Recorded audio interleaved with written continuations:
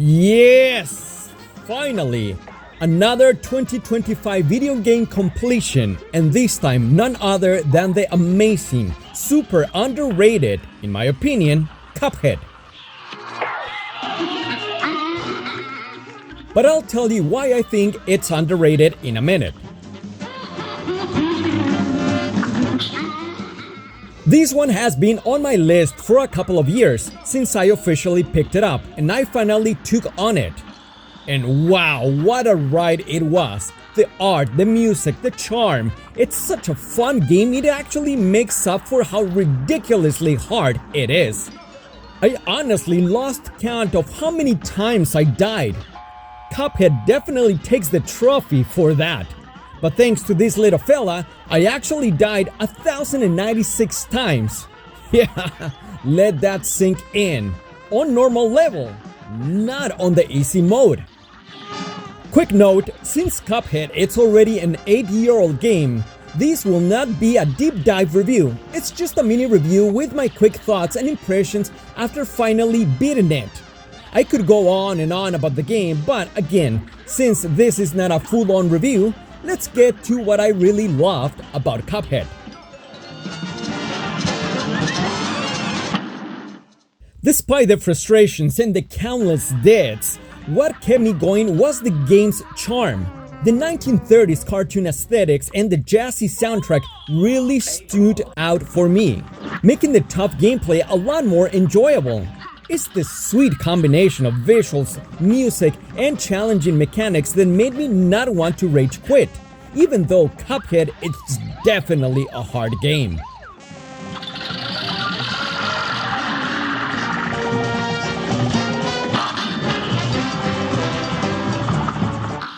In addition to the 1930s cartoon aesthetics, Cuphead does an excellent job of encapsulating the entire era, from its visual style to its sound design. A perfect example of this is at the very end of the credits, when pressing any button to speed up the credits mimics the sound of a turntable speeding up, just like those old school record tables that had a button to make them play faster. It's a small but brilliant touch that adds to the charm of the game.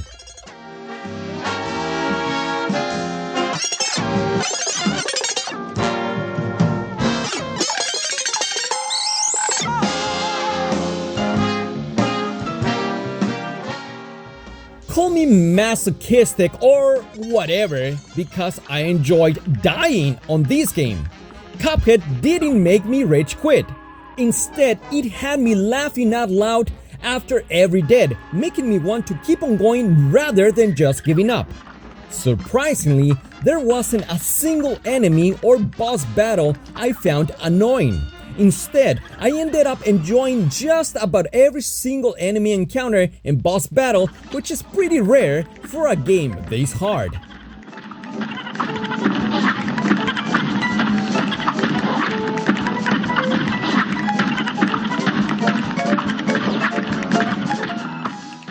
Every single enemy in Cuphead was so much fun, but I did have a few favorites. One of them was Captain Briny Beard, I believe his name is, who actually reminded me of Sinbad, the sailor from Popeye.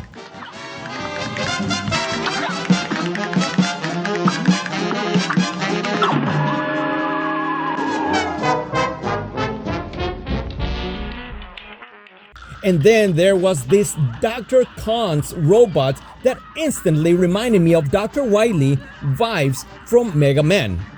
There's also Marine Corps with Wenner, Werman, and Katzen's Wagon, two bosses that had me cracking up the whole entire time.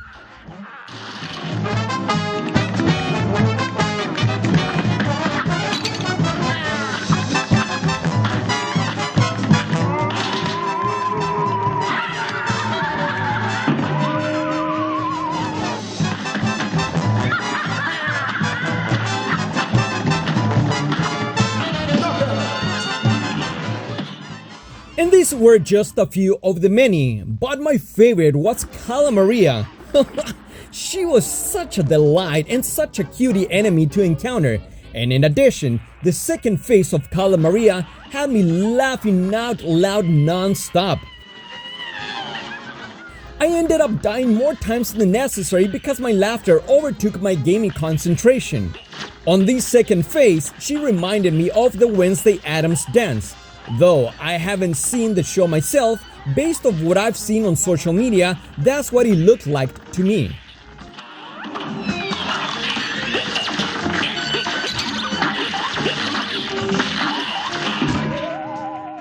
As a side note, Jenna Ortega has claimed in interviews that she came up with the choreography for the Wednesday Addams dance herself. But with Cuphead being released years before Wednesday even came out, I can't help but to wonder if maybe she drew some inspiration from Cala Maria's second phase. But hey, I digress. In the end, I really enjoyed Cuphead. It's a fantastic game, and I honestly don't have much bad to say about it. Except... oh boy, here we go again. The only downside for me was playing it on the Nintendo Switch. God damn, the loading times were pretty atrocious, especially when starting a new stage or area that I hadn't been to before. Take a look at this clip from waiting for the game to load.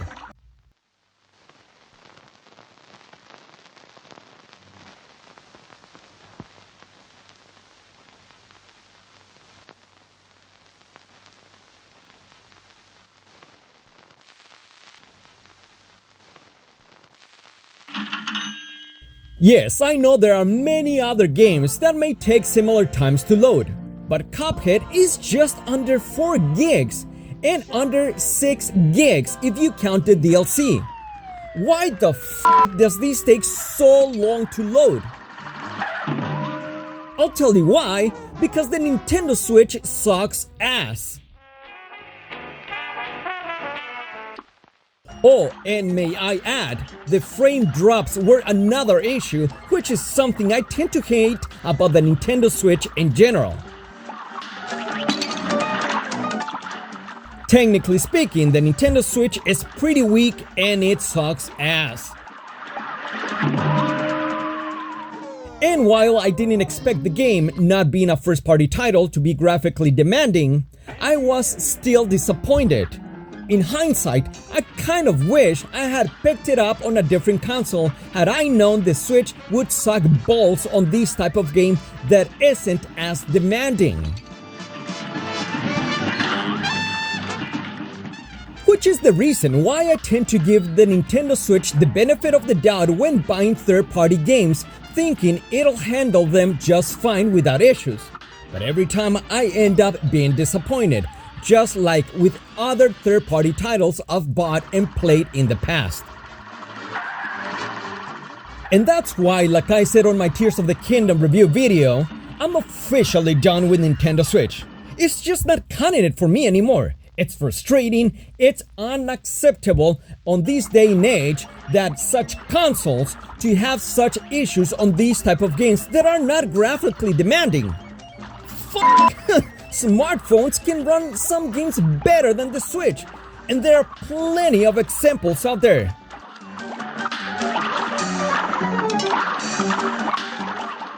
But that's another topic for another day, and once again, I digress.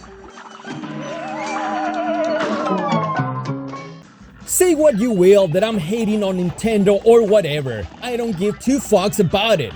Let the truth be told that Nintendo Switch sucks balls and always will. Oh, but the new Nintendo Switch 2, it's about to come out. No, it's still gonna be weak as hell. I know that PlayStation and Xbox have their own issues as well, but considering the huge data of games they usually run and how graphically demanding some of those are, which of course it's sort of expected, they're still able to pull off just fine without major issues affecting the gameplay.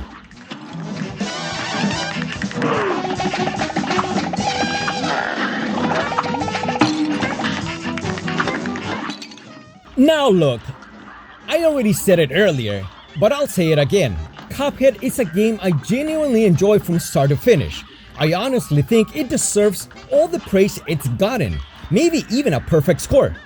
But let's be real here for a second. The only people I've seen hating on it are the ones who just can't beat it. That's it. They find it too hard, get frustrated, and suddenly the game sucks. Come on, that's like me turning around and saying that Hollow Knight it's a bad game just because I've never been able to finish it. And I haven't. It's hard as hell. For me. But I still love it. Same goes for classics like Ninja Gaiden or Castlevania. Those are brutally tough for me, I repeat. And I've never beaten them either, but I've never called them bad games. So to me, when someone says Cuphead sucks just because it's too hard for them, I don't know, man. They need to get the freak out of here and stop calling themselves gamers, or pretend they're even gamers. So if you're one of those, shut the front door.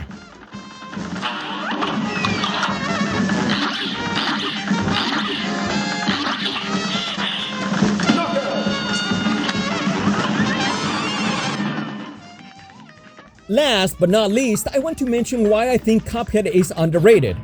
It's a shame that it hasn't received the love it deserves, especially since the studio has made it clear in the past, last I checked, that they are not planning a sequel.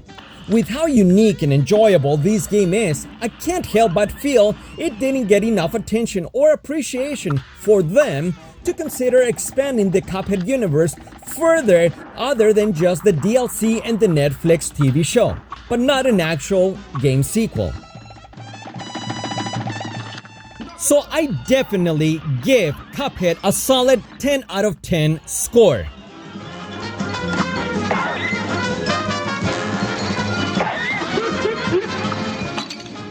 Having to be a debut game by the studio MDHR, huge double bonus the points for that as well. So if we don't get any more Cuphead sequel games in the future, I could only hope that at least we would get something else from the studio MDHR, which I would be more than happy and very excited to look forward for what they could possibly do in the future. With that delicious